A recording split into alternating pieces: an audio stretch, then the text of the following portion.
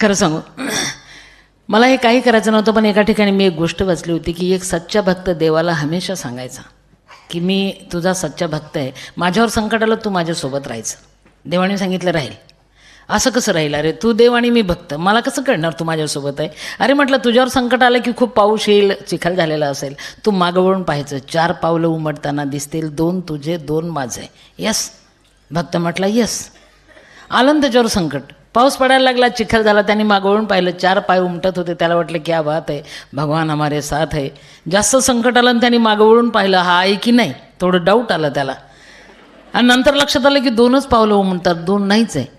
राग आला, अरे तुला कोणी देव केलं रे, तू देव आहेस की दगड आहे रे? भांडायला गेला. देवाने सांगितलं का रे? अरे म्हटलं 2च पाय होते आणि त्यावेळेस तू नव्हता माझ्यासोबत, मला तेव्हा तुझी गरज होती.